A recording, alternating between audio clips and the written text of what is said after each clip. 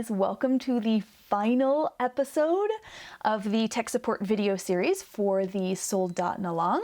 In this video we are going to talk about washing and blocking your sweater, and then I'm going to show you how to weave in the ends. So I have already washed and blocked my sweater, and I like to do that before I weave in the ends. After all the wringing out and shaping, my ends tend to come out, so I like to do it afterwards.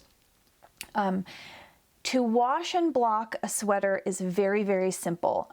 What you want to do is you want to take your garment and you want to soak it in a bowl of room temperature water that has a couple drops of, a couple squeezes of wool wash in it. Let it sit for 15 minutes, pull it out, fold it up, try to push as much of the water out of it as you can, like against the side of the sink or the bottom of the sink.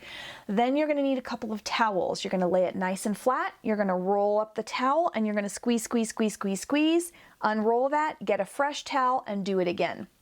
You'll find that when you pull your sweater out, it will probably be a lot bigger than you mean it to be. With the color work, it kind of helps keep its size, which is nice. Sweaters that you don't have any color work in, they really tend to grow. So what you want to do is look at your pattern and make sure you measure, and so that the bust and the length and all that match what the finished size should be. And sometimes you have to kind of push it back together again because it's too wide and you have to kind of, but however you manipulate it, and if you let it dry like that, it will absolutely stay that way. It's amazing. It's wonderful. So I've got mine already blocked right here, and my color work is looks so fantastic. I'm so very excited about it. But I have a lot of ends that I need to weave in. So I'm going to turn this guy inside out, and I'm going to show you my favorite method for weaving in the ends. Okay, so we have got an end. We'll do this one right here.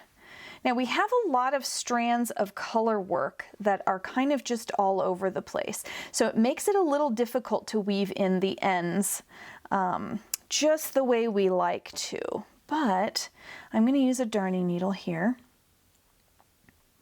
And to thread the darning needle, I like to take a piece of it and I like to fold it over like this. And then I'm kind of pulling up with this hand. And I'm squishing it between my two fingers just like this. Then I'm going to turn the needle and I'm going to pinch my fingers and roll my fingers open as I put the needle down, and that usually works pretty well to get it on the needle. So let's see if I can pull this up so you can get a close-up view. What I like to do when I weave in the ends is I like to follow a stitch that's already done in here.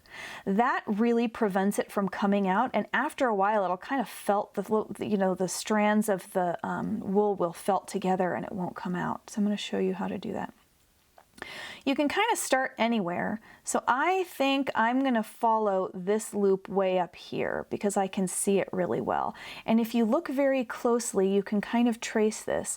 So this loop comes up here, and then it goes right back down there, and this is it here, and it comes right back up here, and then down there. Can you see that little loop? That's what I'm going to try to follow right there. Okay, so here we go. I'm going to just go under here to get started, and it looks like it goes under this one, and then it also goes under this one like that. Okay, and then it looks like I want to go this one under here, so it goes under here. So I'm going to follow this underneath like this, then I'm going to go across the top like this, and it goes under this one and it goes under this one just like this. All right, so now I've got those two, so I'm going to pull that. And you don't want to pull it too tight because you don't want it to pinch, so we're doing that. All right, so now I'm following this one. It goes right up under there, so it's going to go under this one and under that one. So I'm going to go under this one. I'm going to go under this one. And you want to be very careful. You don't want to pull it through the strand of yarn. You just want to pull it underneath like that.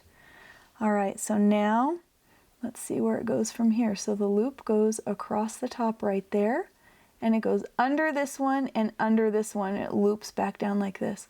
So I'm going to try to get myself under this one and under this one so that I can follow it along. So sometimes it's a little bit difficult to see those, but if you just go nice and carefully and just do one at a time, you can really get that loop. And you know what? That is probably plenty right there. That's all we need. Then you can simply cut the little strand off there. Just cut it really close to the work, just like that. And now that end is woven in, and you don't have like a big long piece that's just kind of random willy-nilly, and it's really nice and secure. And that is all you need to do to finish up your Soldotna crop. I want to thank you guys so much for joining me on this journey and for this tech support series, and I hope you really enjoy your Soldotna, and we will see you on the next knit along. Thanks!